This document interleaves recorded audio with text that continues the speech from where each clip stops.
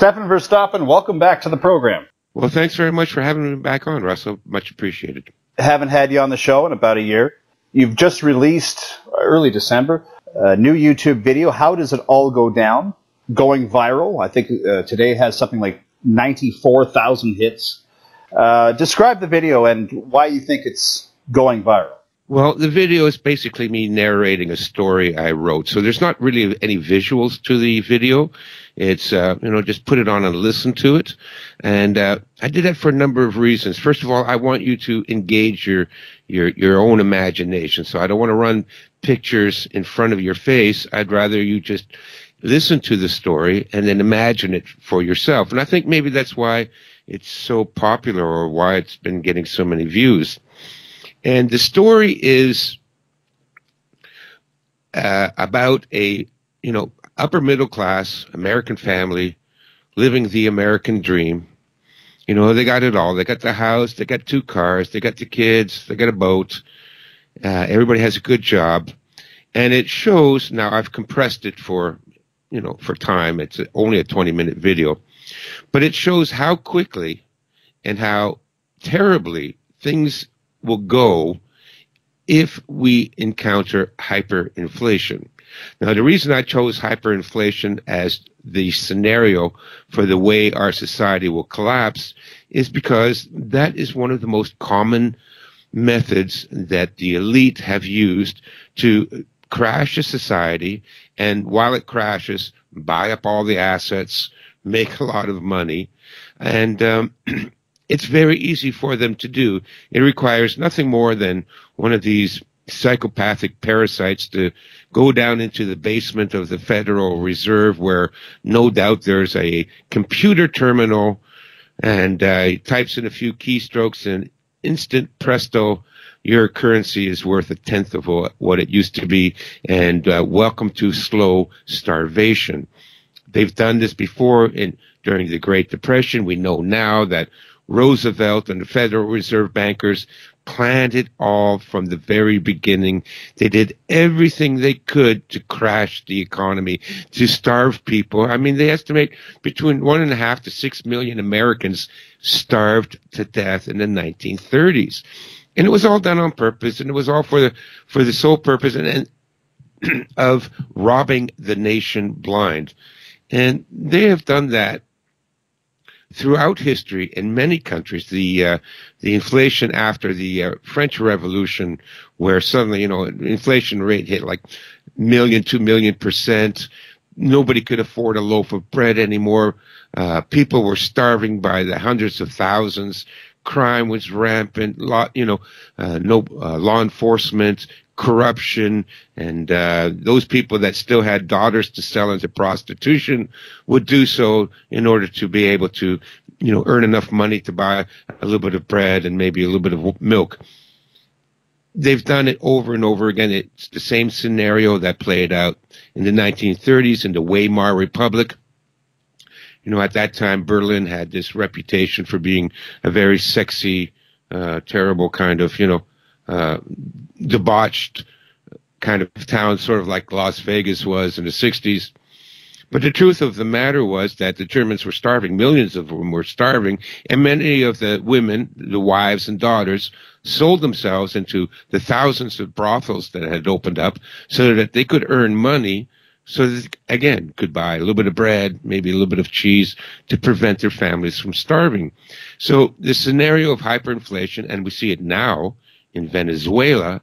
I mean, they've already eaten all their pets. Apparently there are no pigeons to be seen in any of the parks, because any pigeon that got too close to a human would be captured and eaten. I mean, they've even broken into the zoo to kill and eat the zoo animals. This is happening right now. So it's a very common strategy that the elites and the central bankers use. It's very effective. They don't have to do anything. They don't have to send soldiers out to kill people. No, they just contract the currency, hyperinflation ensues, and within a year you've got, 30, 50 million dead people that starve to death. The Soviets did it. The Chinese did it over and over again. Very easy, very simple, very clean. no burned out cities. Everybody just kills himself or starves to death. And then they just come in and pick up the pieces, pennies on the dollar. So the story describes from the point of view of this middle class family, how quickly their supposedly comfortable and secure life, because, they had insurance and they got retirement plans and all of that will go in a heartbeat if hyperinflation hits and there's a collapse of the currency and a collapse of the economy.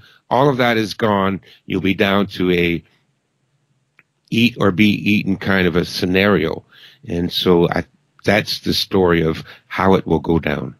But I've been hearing this theory, well, for a long time, but certainly since around the mid-2000s, 2008, that's when the big recession hit.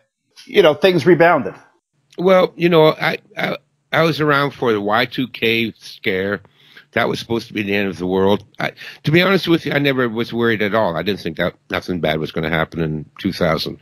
Then there was the 2008. That was a distressing sign, but it wasn't the end of the world. Then, the Mayan calendar doomsday prediction for 2012. I never thought anything about that. But now I'm scared.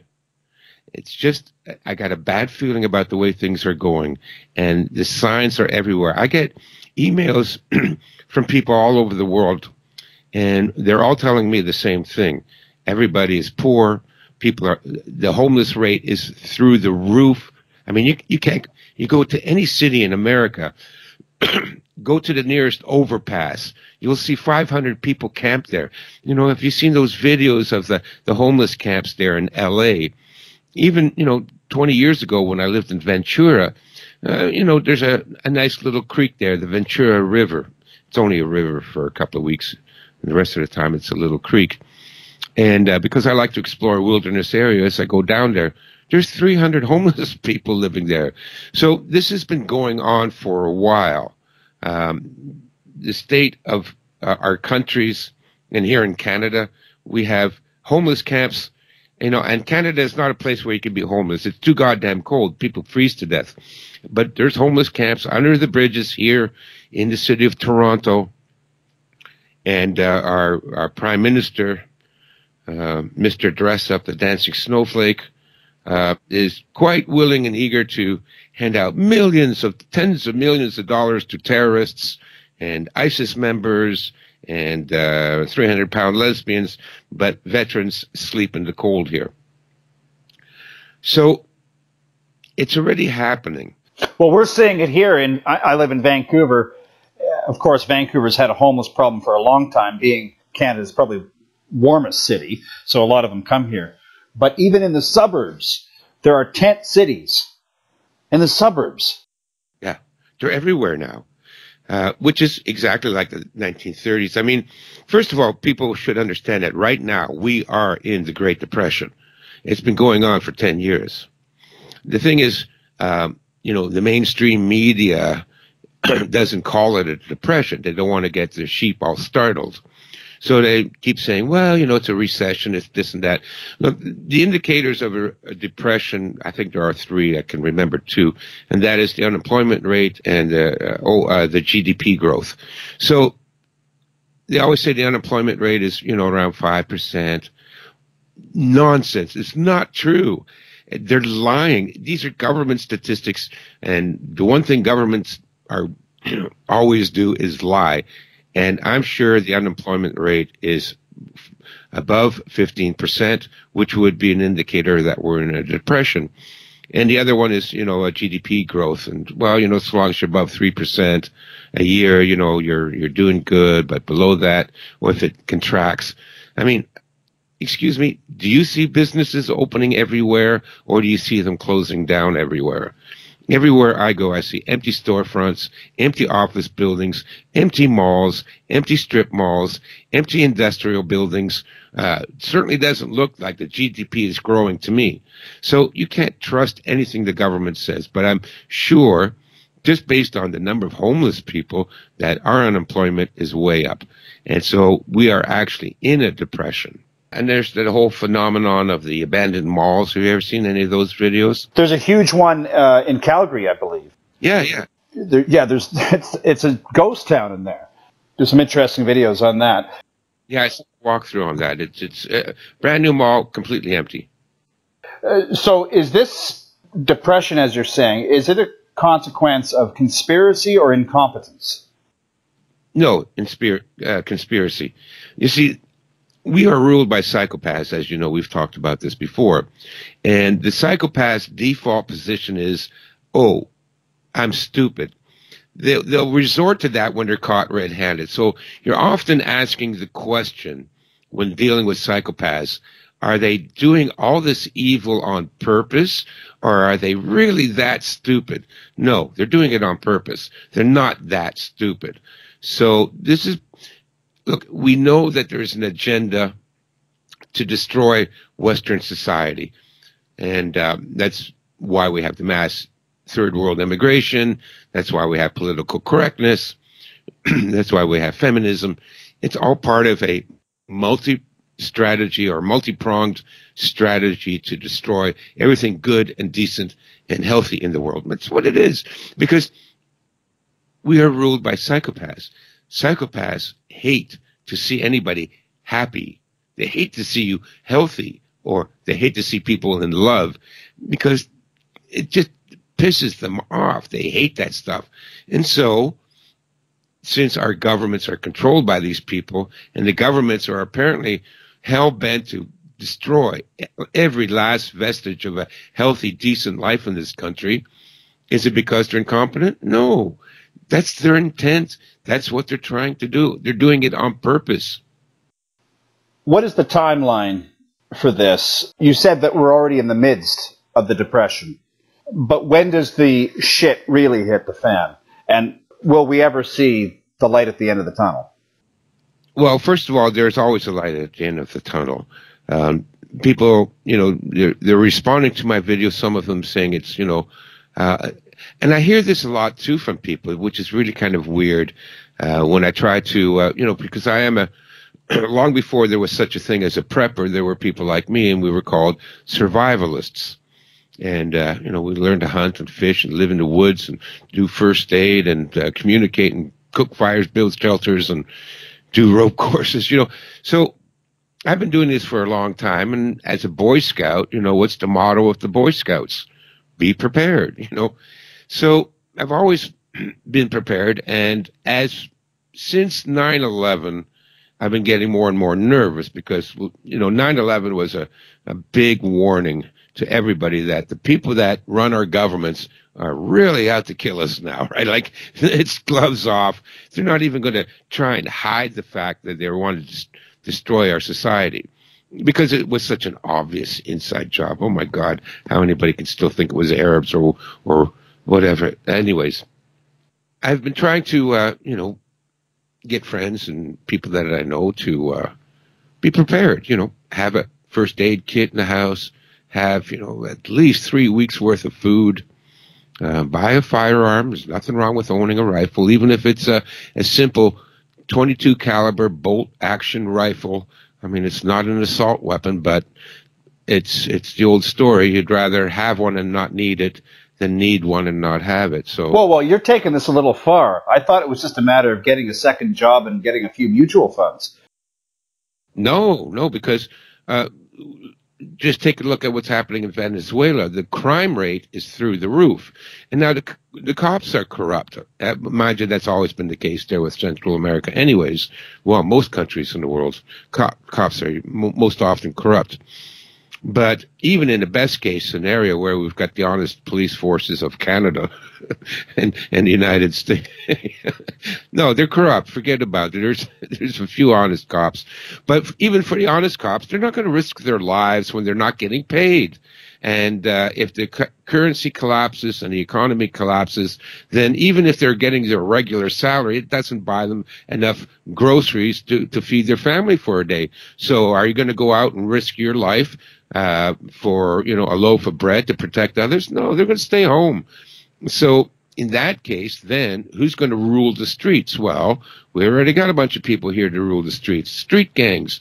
And if you want to stand a chance in hell of protecting anything you might still have left, if you have 3 weeks supply of food, If you want to hang on to that, you better have a firearm. Now, I'm not in favor of machine guns and heavy weaponry and all that, but if they come to your door and you greet them at the door with a rifle in your hand, that's a whole different story than you come to the door with nothing in your hand. And that's the whole point of getting a firearm. It's just to protect what you have. Because, it's when the currency collapses, nothing is going to work. Because your paycheck's not worth anything. Just like what happened in Germany during the Weimar Republic. People were using money to wallpaper their walls because it was that worthless. So if I were to say, here's $100, Russell, go and, protect me while I run to the store.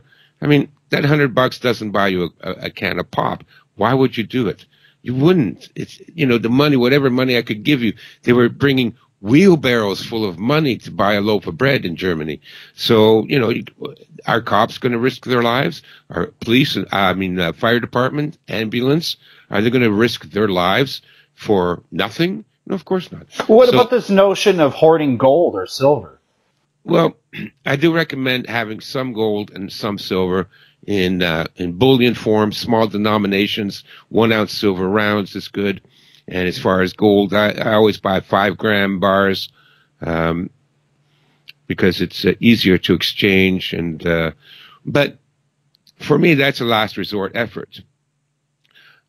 Only if you run out of food, only if you run out of medicine, only if you run out of cartons of cigarettes that you stockpiled from your last trip to the Indian reservation, only if if you run out of those things, and then you still need to barter, because it's going to be dangerous, because it's wealth, right? So you have to be careful how you carry it and where you store it and who knows you have it, because again, you're going to be robbed. There's a good chance you'll be robbed. And once again, a good reason to have some kind of a firearm. In my scenario, you see, the thing about gold and silver is I remember a story from World War II. And it was a Jewish family that wanted to get out of the country, and they couldn't get out because the money was worth nothing. So you couldn't pay anybody with cash. Forget about it. Nobody's taking cash. No credit cards. They needed to get a car, and they needed to get a permit to go across the border. And the father went out, came back with a car, with groceries, with bottles of wine and all that.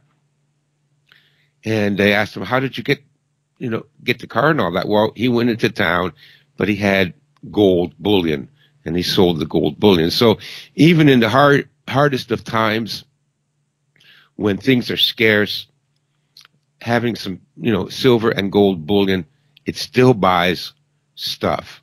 When nothing else will buy stuff, this will still be, people will still sell you for that gold. Now, you might not get a great exchange rate, who knows, but when cash will buy you nothing, silver and gold will buy you something. What are the most important survival tools going forward?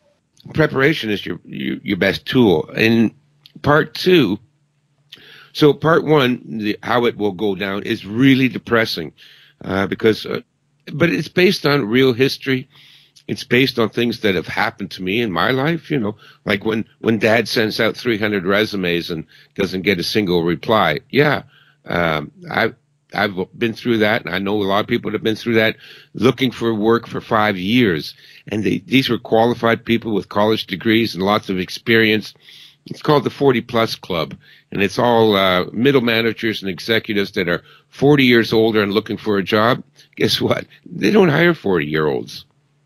So you can go 5 years looking for a job and not find anything. So that's really scary. How are you going to feed yourself? How are you going to pay the bills? So it's happening now. It's happened to me. And part 1 is like really depressing because, and it's happening to a lot of people. One of the things in the story is that one of the children gets sick and they can't afford the medical payment to go see a doctor. So what are you going to do? Let your child die a slow, painful death? Or you're going to do everything you can, sell the house, sell the car, sell everything to get that child the medical treatment she needs. This is what is the story behind half of the homeless people that you see under those bridges. It was the breadwinner of the house. He got sick. The health insurance wouldn't cover it. He couldn't work. Their income dropped dried up. They couldn't pay for the medical bills. They had to sell the house. Well, within 2 years, you're living under a bridge, and it can happen to anybody. Part one is really depressing, but part two will show that all of this could be easily prevented, but you have to prepare now. Like if you wake up tomorrow and suddenly, and listen, the Canadian dollar is already worth, 2/3 of the US dollar. I get a lot of my income in US dollars, so I'm always aware of the exchange rate. But, you've lost 30% of your purchasing value in Canada already just this year. So we're already in hyperinflation. People just don't get it. But you talk to anybody. You go to the grocery store, I'm telling you, prices are almost double what they were last year. Yeah, well, Canadian dollar just hit a new low. $1.35 Canadian now purchases $1 US. Yeah, there you go. Good. I can't wait for my next U.S. check to come in. I'll be rich. But so we've already lost that kind of value. So it's based on real life. It's happening now. And if, you wake up tomorrow and it's gone into hyperinflation, the timeline's been sped up. I mean, we're on that timeline anyways.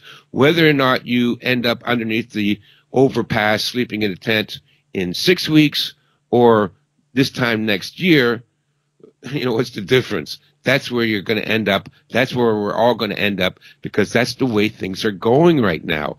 They just closed down the GM plant here in Oshawa. Another 3,000 people unemployed.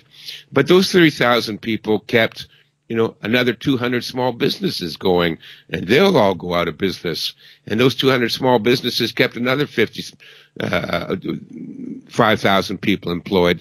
They're going to be unemployed. I mean, it's a tsunami. It's like an algorithm. It's multiplying the negative effects. What about welfare? Won't the government take care of you?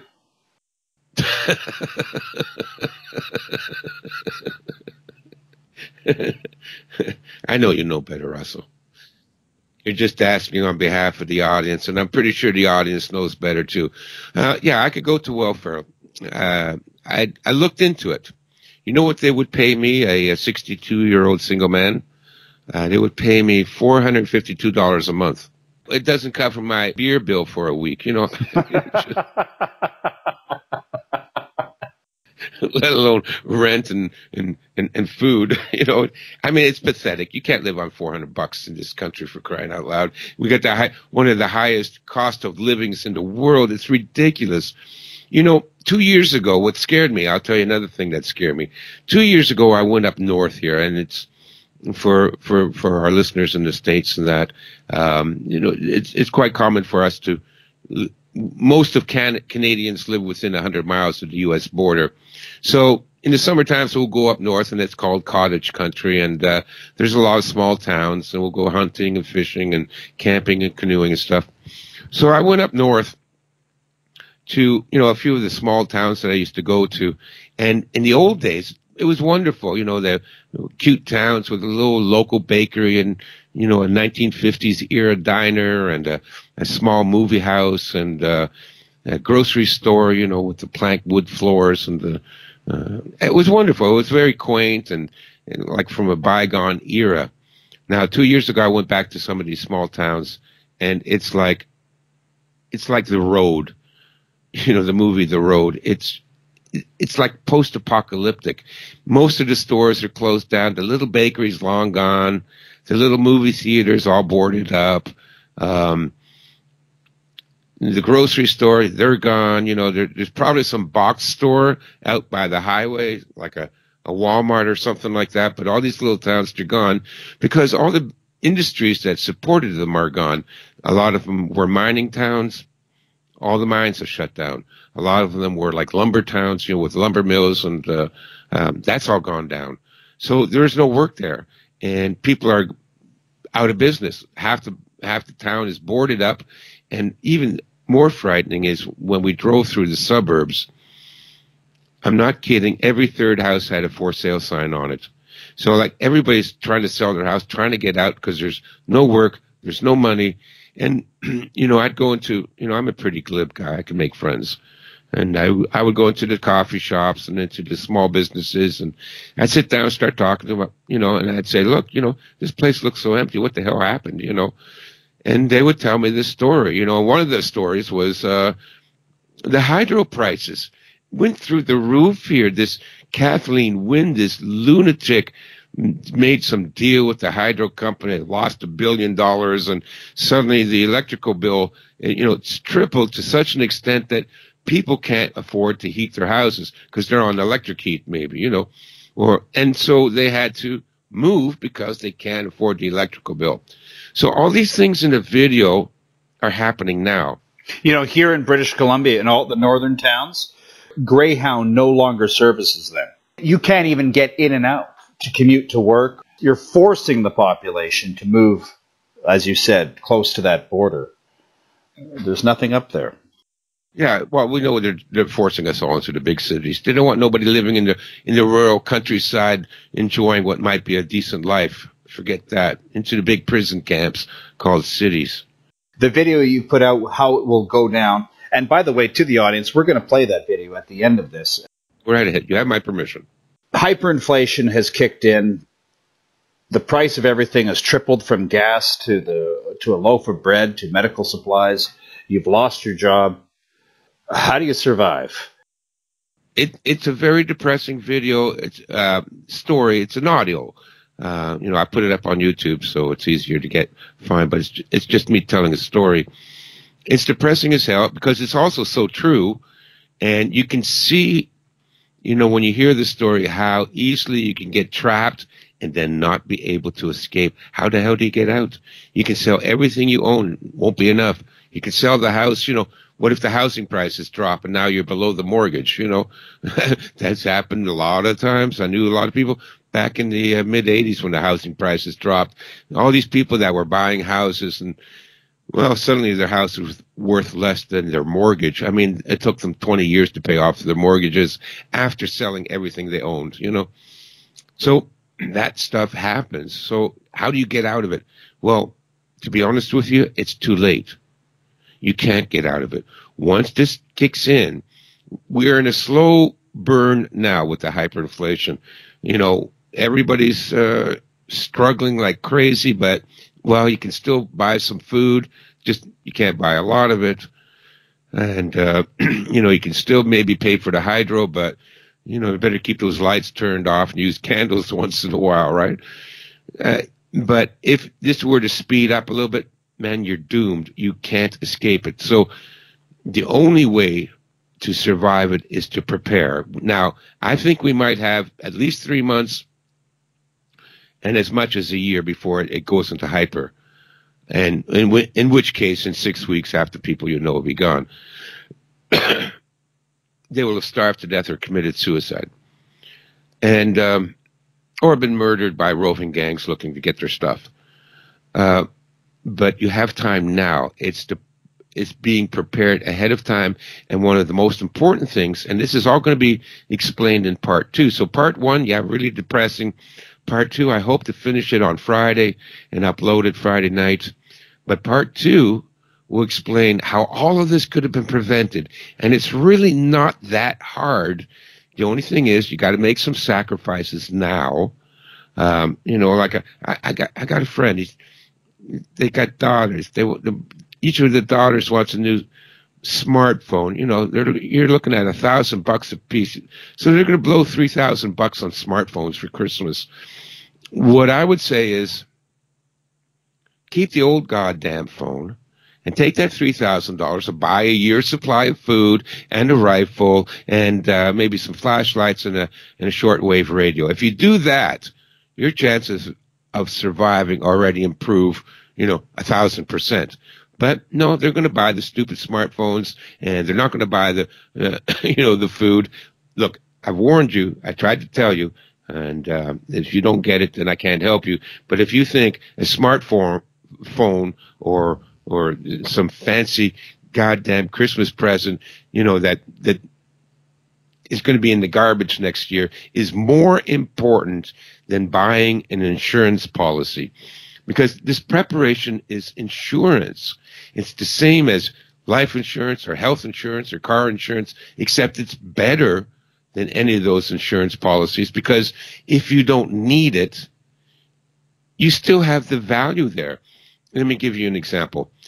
We talked earlier about, I got my driver's license on my 16th birthday. I've been paying car insurance for 48 years. I never collected a dime from the insurance because I never had an accident. All that money that I paid out is gone. Never got a penny of it back. Now, if you were to take, say, $2,000-$3,000 and put that into food, a couple of guns, ham radio, medical kit, and you don't ever have to use it, you don't need to protect yourself, you don't need to, the world has suddenly become a wonderful place, and politicians are working hard to make our lives better, okay, so you don't need the food, you can still eat it. You haven't lost the money. So you don't need the firearm, sell it. They don't lose their value. Firearms don't lose their value over time, very little.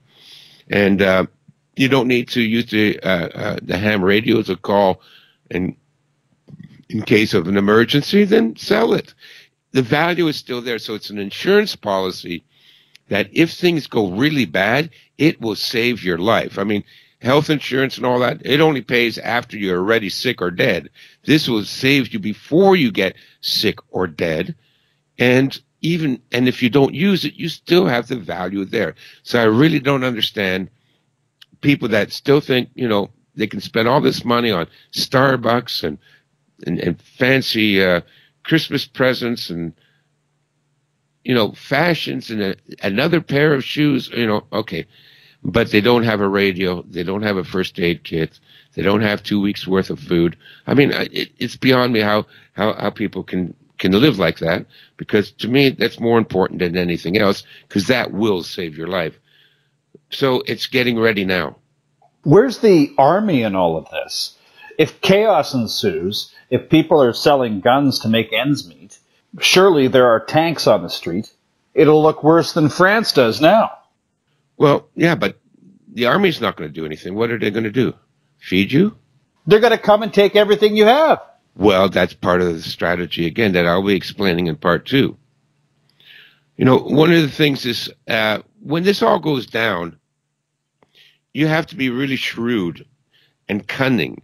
And part of it is to play the gray man.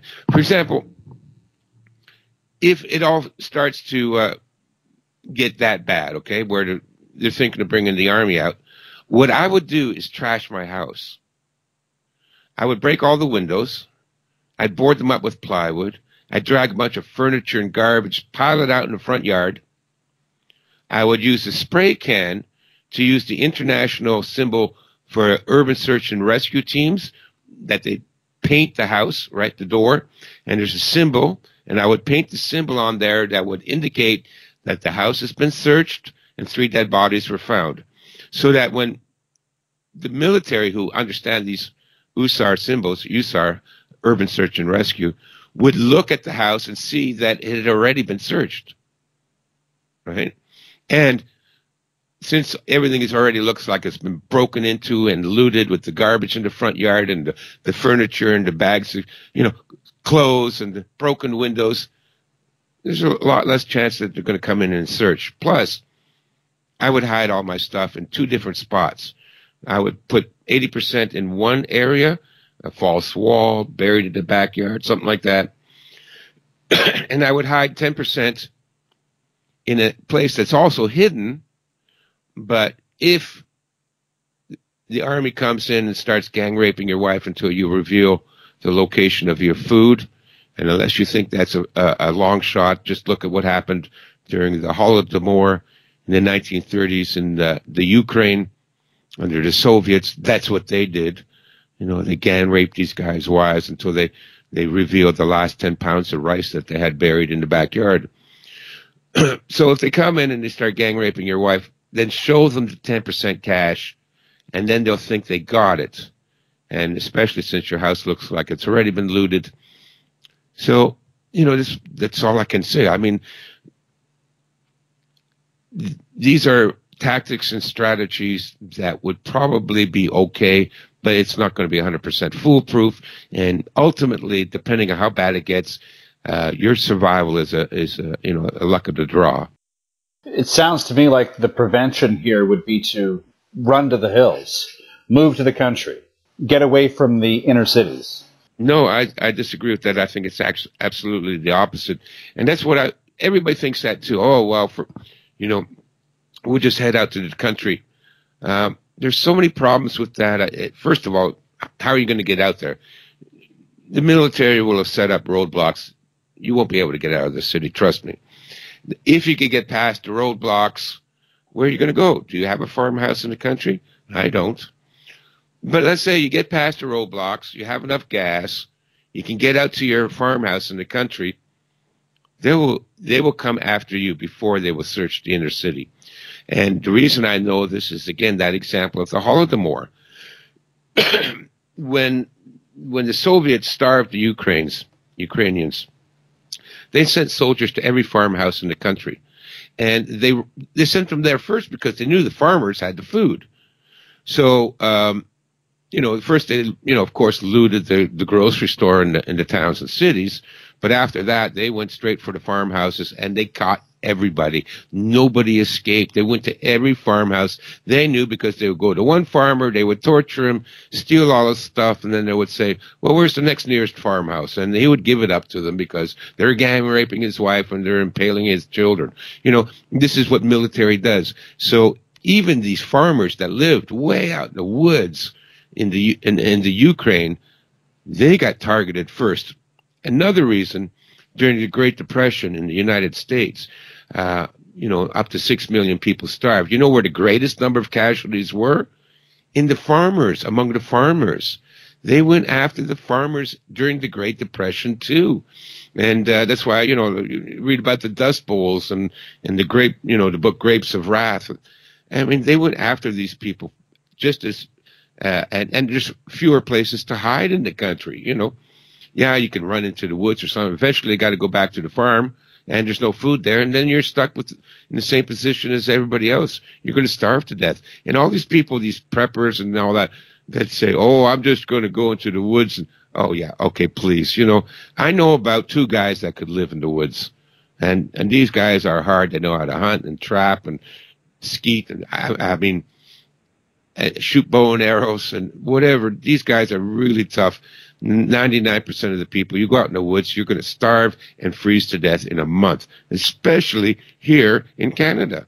Can you imagine having to go into the woods up here in northern Ontario? You think there's something to eat up there? There's nothing to eat up there. Squirrels, if you're lucky.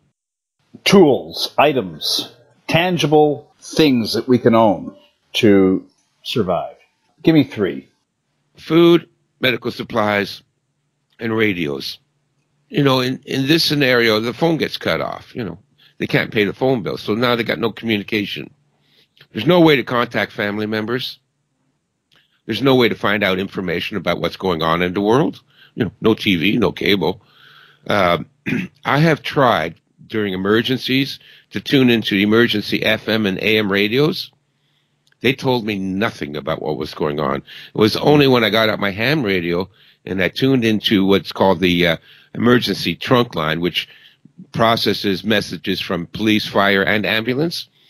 So I got to hear what the fire department was doing, what the police department was doing, where ambulances were called to. I could hear everything that was going on.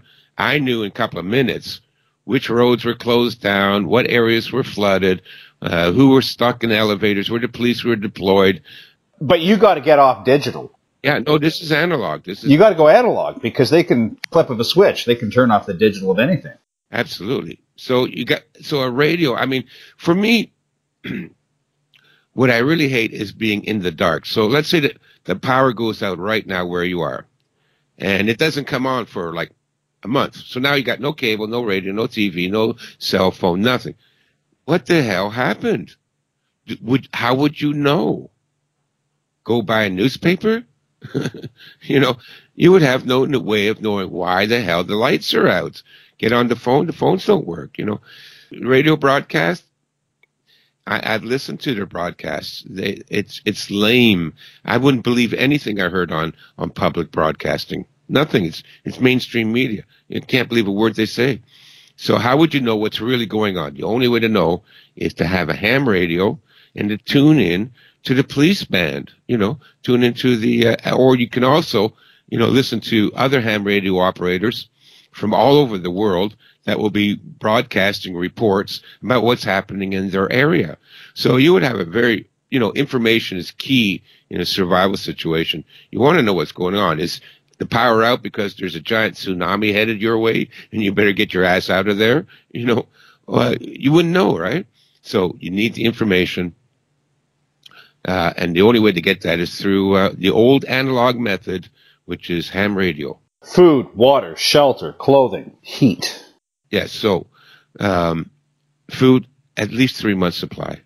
Whatever it is, even if it's, look, I buy, when I see canned food on sale for $1 a can, like, canned soup or canned mushrooms or whatever it is, I buy it, right? So go out, buy $400 worth of canned food, 400 cans. That'll last you almost a year if you can supplement it with, stuff that you pick out of nature or at Scrounge or whatever you can get from a food bank or emergency rations. At least you stretched out, your ability to eat for, 6 months, let's say, Or at the very least, it's a very usable form of currency. Or if you, sure, yeah. And if you don't need it, then, if, like I said, if it turns out the politicians are all angels and saints and they're going to make a better world for us, then, 6 months from now, dedicate those cans, donate those cans to a food bank. You don't lose with this stuff, you lose with buying crap that, breaks down and within a year, or buying fashions that are out of fashion, and, all this frivolous, crappy stuff that we spend money on. Stop that, cut off your cable. You don't need cable TV. It's just poison. So you save $100 a month there. Take that $100 and buy 100 cans of food a month. You do that for 3 months, 4 months, you've got almost a year's supply of food again. So it's all in the preparation ahead of time. Get as much food as you can. Get a ham radio. They're so cheap now. You can get them, a Baofeng or something like that, $100 or whatever, or even less on Amazon. And there you've got it. Runs on batteries. And, you need a license to broadcast except in an emergency. But I'm not going to broadcast except in an emergency anyways. So those wind-up radios that were quite popular about 10 years ago. I got one, yeah. But those are for the AM and FM, right? Yeah. They're useless. Yeah, mostly useless. I mean, maybe you want to turn it on to listen to some music for moral support, calm people's nerves, right? Like, there's going to be a lot of stress when this comes down. Like, everybody's living under stress right now. Everybody's worried about money. Nobody can relax and have a good time anymore. They're too busy. So, when it all hits the fan and you got no more TV or iPhone or whatever, people are going to get really nervous. So, yeah, keep that little radio around, listen to. Sometimes I listen into the comedy station, So what's the long-term strategy here? Life is long. 5 years, 10 years, 20 years. How do you get to the end? Well, this is coming up in my next book. It's not out yet. I'm still working on it. I'm still researching it. It's like 80% finished. And for the last 3 years, I didn't do anything on it. But the key to long-term survival is community. We have to learn to cooperate with each other. Mutual aid is the way our ancestors survived for thousands of years. And that is, forming small, interconnected tribal societies that support each other. So that's why this plan would work for, in the story, it's a nice middle class family. They can afford to buy all this stuff themselves. But let's say you're struggling like most of us are. So we can't afford to buy it all ourselves. But if you form a community and you delegate, certain tasks so that, well, everybody's going to have a week's supply of food, but Russell can afford a radio. Okay, so if anybody needs to know what's going on, go to Russell. He's got the radio. And Bill down the street, he's got a shotgun. So if anybody feels threatened by intruders, go and talk to Bill, ask him to come over with a shotgun. And you can't afford a really good medical kit, but, you know, Nancy down the street is a nursing assistant, and she's got a really good medical kit. So if you join together as a community, then everybody has access to everybody else's resources. So you don't have to do everything by yourself. You don't have to buy all the guns, all the radios, all the food, all the medical supplies, all the shelter materials, all the seeds and the growing equipment. And working together in teams and in communities, each person can specialize. Maybe, you know, there's always one guy who's got a lot of guns. You know, there's always one guy who's, you know, really into radios. There's always one guy that's a really good gardener. So if you join together and share each other's resources, you improve everybody's chances of survival. And this is what they did up until the 1890s, before the government came in and destroyed all these communities. A commune. But even then they would target them. Of course they would target them. I'm talking about, it's similar to like a leaderless revolution. What I'm going to do is, okay, I live in a small town here. So I know 6 guys. I'm going to go and talk to those 6 guys. We don't live on the same property. It's not a commune. And we're not all clustered together, but we work secretly together. So there's no organization. It's not a militia, because they'll target. There's no militia that hasn't already been infiltrated by, you know, yeah, by the government. So it's not a militia, but actually it is sort of a militia, except it's a militia of independent people that work secretly together. The idea for this also comes from the communist revolutionary cell structure. That's how the communists did it. They would form groups of people in communities. Now, they didn't live together, not in the same house, not in the same encampment, but they would cooperate, and they would cooperate secretly. So, you know, if we had, we were in communication with shortwave radio, and, you know, I had people coming through my front door, I could get on the radio, call the guys, they would get in their cars, they would bring, you know, their firearms and their flashlights and their bullhorns or pepper spray or whatever they got, and they would come to my front door, and vice versa. If, you know, they needed, somebody had a medical emergency, I've got medical skills. You know, I used to be a trainer for St. John Ambulance, and I've improved on my medical skills since then. I got a pretty good idea of how to, you know, heal most things, you know. Somebody's sick, somebody's injured, call Stefan, I'll be there. And so I'll bring my first aid kit, my medical kit. I got a pretty good medical kit. So it's through this cooperation, working together. Now, you don't all have to hole up in a warehouse or, you know, anything like that, or form a commune, just so long as you have a way of communicating with each other and you have a pre-arranged agreement to support each other in certain areas and to share resources. And that's the way we'll get through this. Well, you can buy walkie-talkies. Walkie-talkies too, yeah. Or citizen band radios too. You know, and that's cheap, you know. And also, oh, well, walkie-talkies, maybe they got 1 mile, 2 mile range, but you relay it, you know. So I called the neighbor that's 2 miles away. I asked him to call the neighbor that's 4 miles away, you know. It's called a telephone tree. You know, there's all kinds of ways that we can communicate and cooperate and support each other. But you got to set it up now, because once it starts to go down, nobody's going to trust you to work together with you because they think you're going to try to rob them or scam them. Okay, the shit has hit the fan. We've established that. Where's China? Where's Russia? Where's the European Union? Where's the United States? Where are they in all of this scenario? Oh, they're probably going to go through the same thing. So this is a worldwide problem. Yeah, look, if America goes down, everybody goes down. You know, there's the old, here in Canada, you know, the old expression, America sneezes, Canada gets a cold. Yeah, they'll all go down, you know. What happened during the Great Depression? Who came to America with food and donations? China? Europe? Nobody. Nobody came.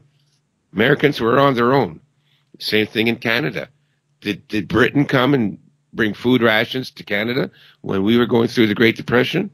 Of course not. So, because England was going through their depression and Europe was going through their depression, so nobody's coming to help. You know, the point of this video is it's my last effort to wake people up to the very serious and grave threat that we are facing. And it's a threat that would kill you and your entire family. And I am a humanitarian. I would not want to see, I don't like to see people suffering. You know, I get that from the preppers, you know. Well, you know, if they didn't prepare, then too bad for them. They should die. Really? Like, maybe you don't like your neighbor, but he's got, you know, a 10-year-old daughter. You want her to die, you know, because she's too stupid to prepare. She's too stupid to buy a gun. Like, there's going to be women, children, and pets that die. You know, so until it, you know, the way I look at it is we're on the Titanic. It's going down. But until the ship sinks below the waters, I'm still going to try and help other people find lifeboats. And so this video is my last effort to toss people a lifeboat or to show them the way to a lifeboat. Like once it goes down, okay, don't come on my door because I'm not going to help you. You know, I don't have enough right now to help other people. But until that moment, I'm going to do everything I can, you know, to get people to help themselves. And this video is meant to be depressing. It's meant to be frightening. And hopefully it will scare you out of complacency and get you to stock up on some food and, you know, some radios and some flashlights, anything, because that will all, anything you can do now will increase your chances of surviving. But after this video, I'm not going to do any more. That's it. You have ham radio? Oh, yeah. Can you tell the audience your call sign? No, I don't have a license for it. I didn't go for my license. It's not that hard. You don't have to learn Morse code anymore, which is really a benefit. But I have no intentions of transmitting. I'm not interested in really that. You know, there's all kinds of ham radio clubs, and it's interesting for some people. You can talk, you know, I can listen into news broadcasts from Mexico, you know. You can hear stuff from all over the world, and depending on the time of day, usually between dusk and dawn, signals will bounce off the ionosphere, and you can hear broadcasts from as far away as China or Japan, you know. So I have it, but I use it only to listen to. Okay, so there would be no way of contacting you. No way of contacting me.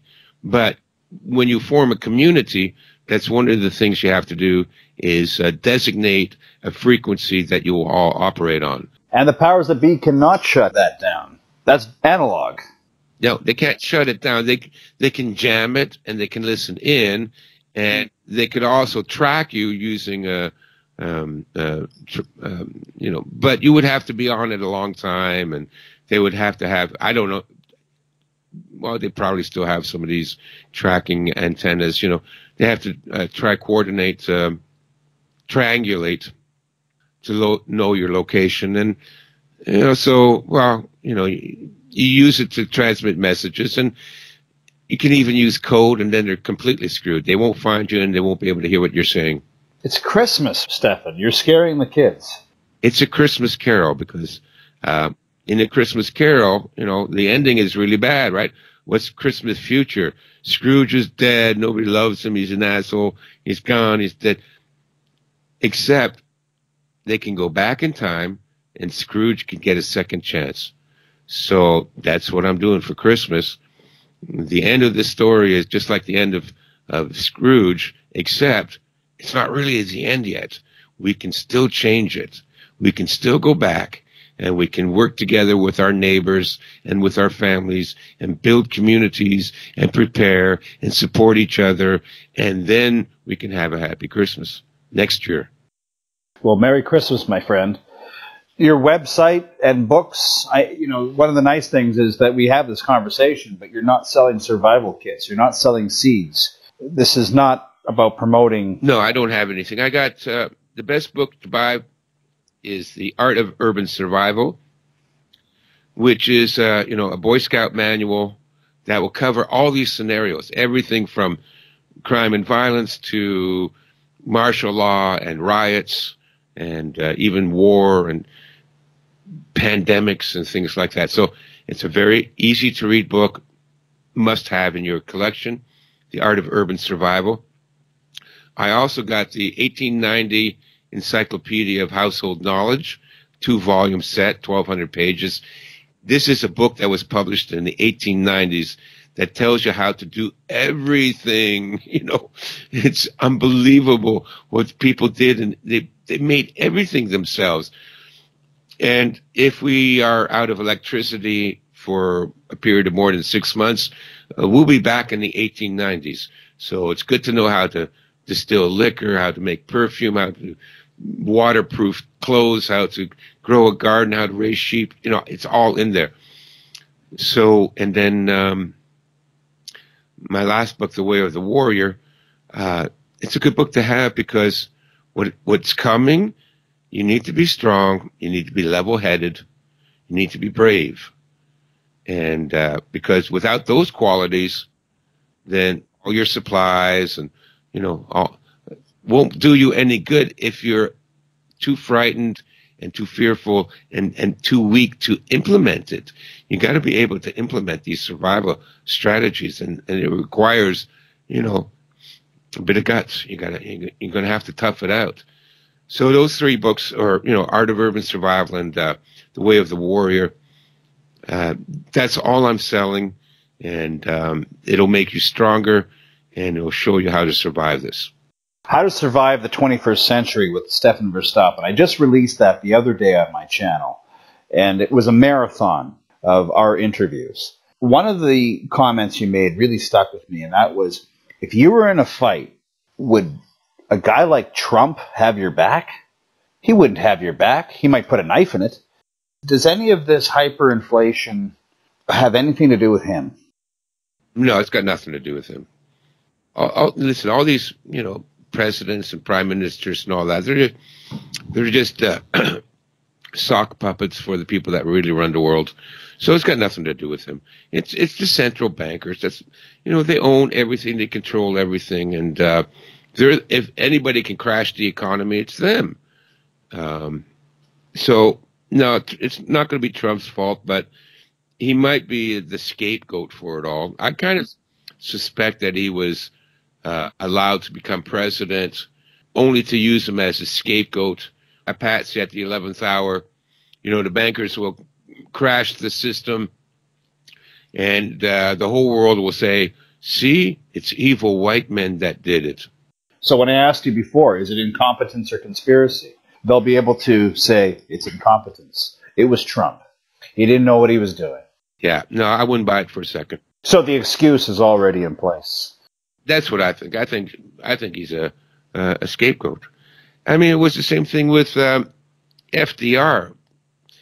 They told him what to do. He took orders from what was it, General House or something like that, or one of these central bank characters, shady characters. He was just there to as a front man for their schemes. And it's amazing that people think this guy was a hero. He was a butcher, FDR. Monster. Killed millions of people, Americans. And, but they don't care. Psychopaths. Well, why would they care?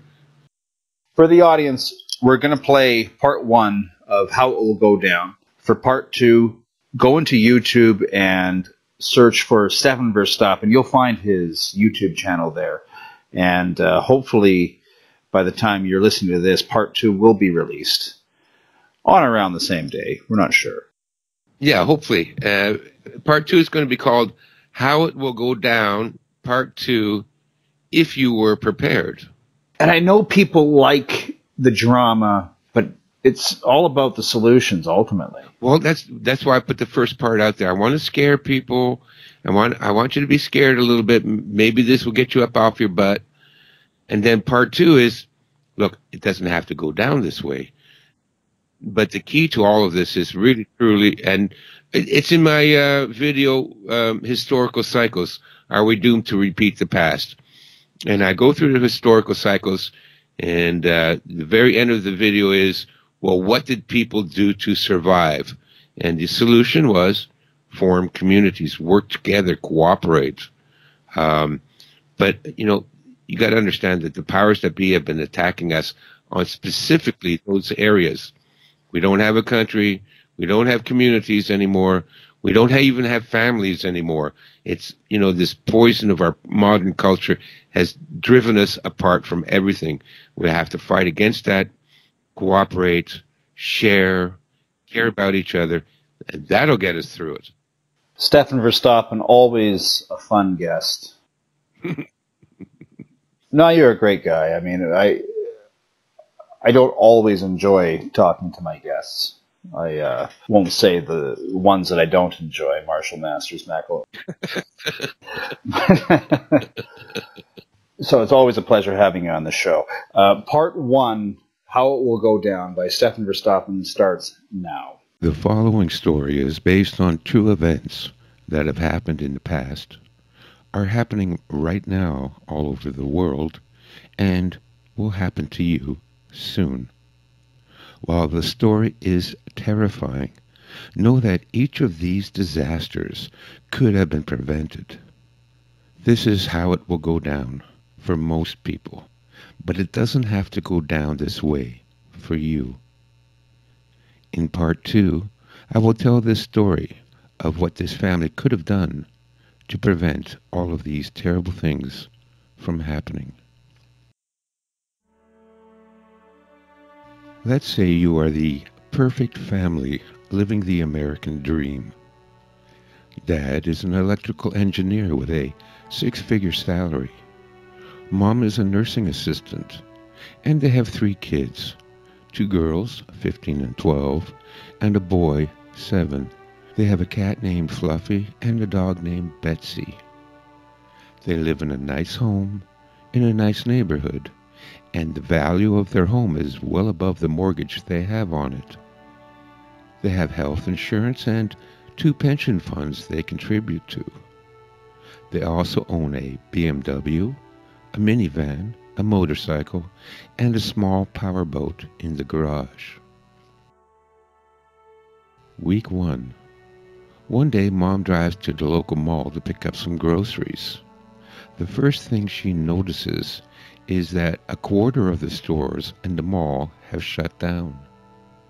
When she starts shopping at the grocery store, she is shocked to see the price of a loaf of bread has gone from $2 to $5. Milk went from $3 a quart to $7.50 a quart, and ground hamburger went from $3 a pound to $9. All in all, her weekly grocery bill has more than doubled from last week.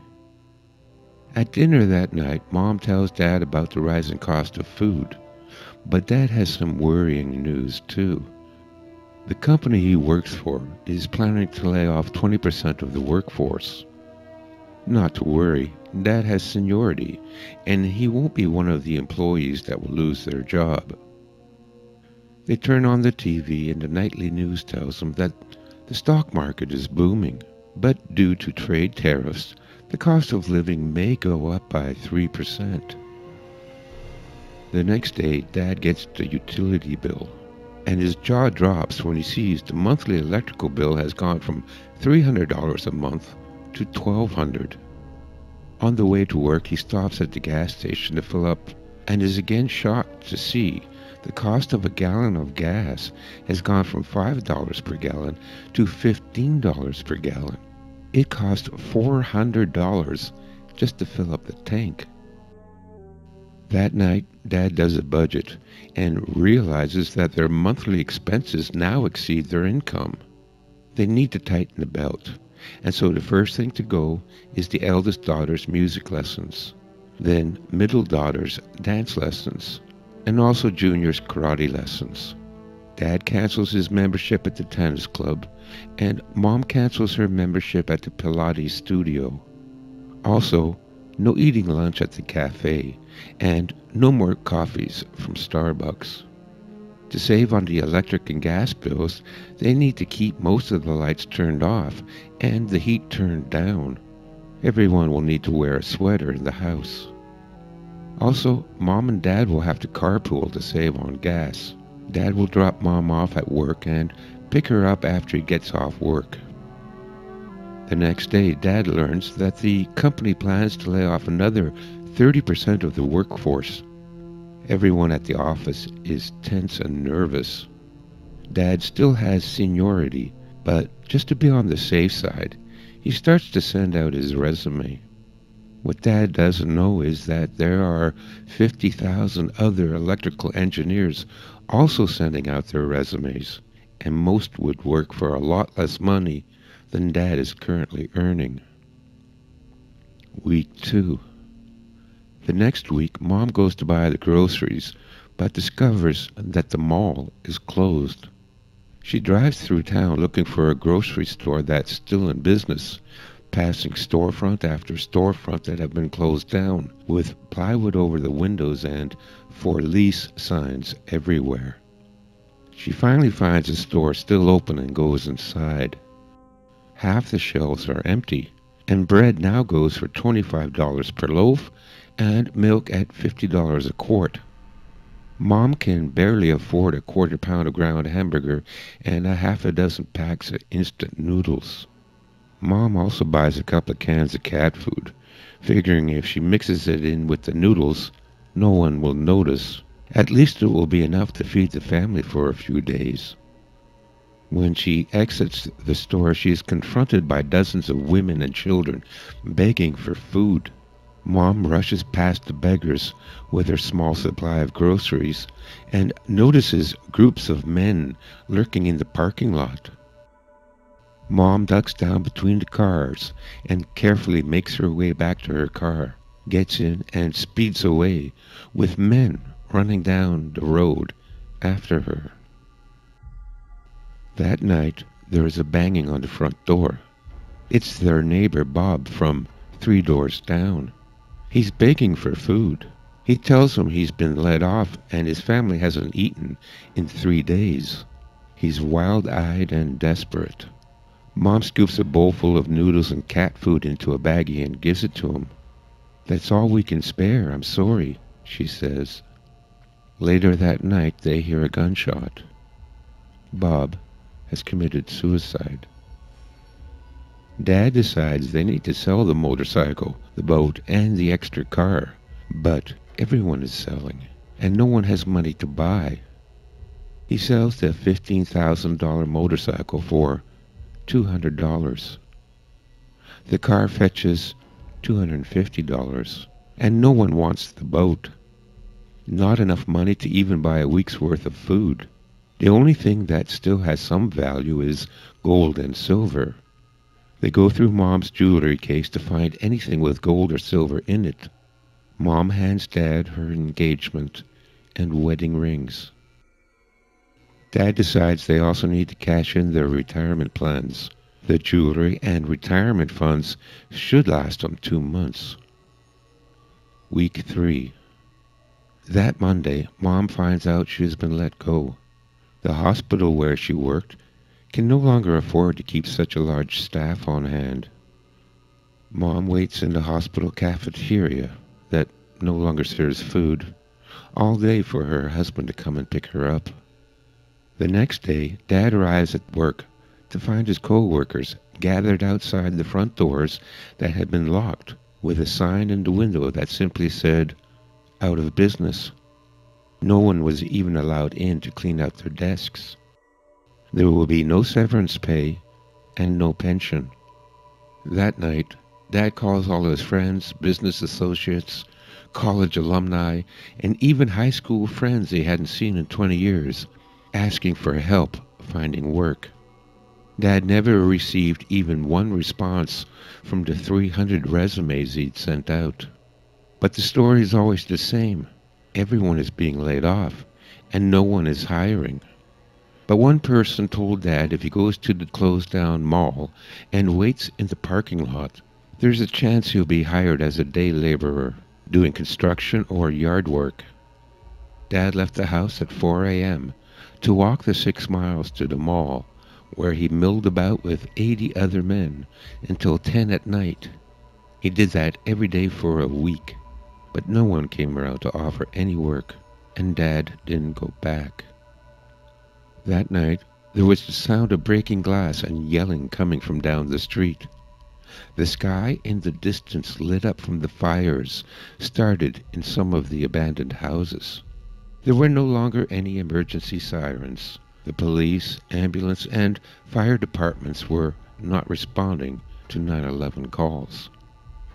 The next morning, Dad gets some tools and lumber from the garage and boards up all the ground floor windows.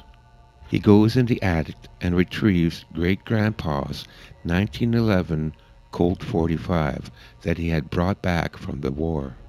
There were 6 bullets in the box, and Dad loaded them in the magazine. Mail was no longer being delivered to homes, and Mom had to bicycle 5 miles to the post office once a week to pick up the mail. There was a letter from the township announcing that property taxes had been quadrupled and made retroactive, and that they now owed $9,000 in back taxes. The electric bill had doubled again. Instead of having 2 months' worth of money to pay expenses, they were now 6 months behind. There was nothing left to do but to sell the house. Dad called a real estate agent he met at the Lions Club, but the number was out of service. He called another 10 brokers listed in the yellow pages until he found one that answered the phone. She told Dad that they would no longer represent sellers. Everyone was selling, and no one was buying. She entered his address into the computer and told him the average selling price for homes in his area.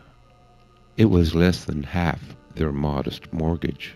Even if they could find a buyer, they would still owe money.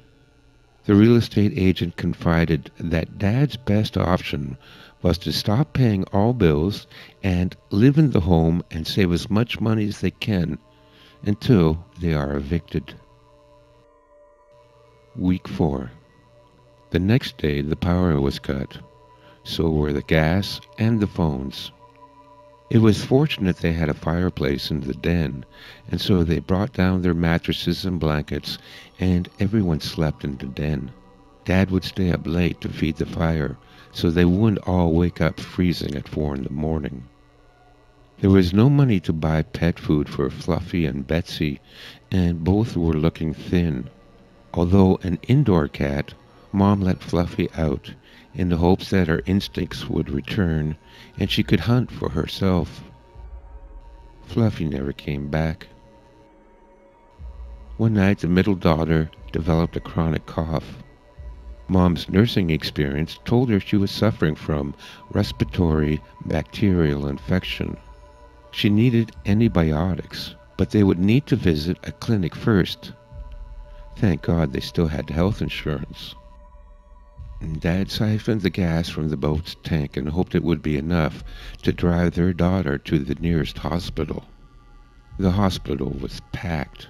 They had to park a mile away, and when they arrived at Emergency, there were 200 people there yelling and screaming at the dozen heavily armed security guards that surrounded the admissions desk. They waited 14 hours to reach reception. They were then told that their health insurance company had increased the deductible to $10,000 and that a doctor's consultation would cost $6,000 cash in advance. No amount of begging and pleading would get their daughter admitted without the upfront payment. When they got home, Mom bundled middle daughter up in blankets and lit the fire to keep her warm. Mom used every home remedy she could think of to treat her daughter, but while the symptoms eased a little, she wasn't getting any better either. The next day, eldest daughter announced she was leaving to work at the seedy strip club outside of town. A girlfriend told her that she could earn $2,000 a week, and if she were to take on a few clients, even more. And because the roads were so dangerous, she would stay in one of the rooms at the club and be back in 3 weeks with the money to get little sister the medical help she needs. Dad said absolutely not.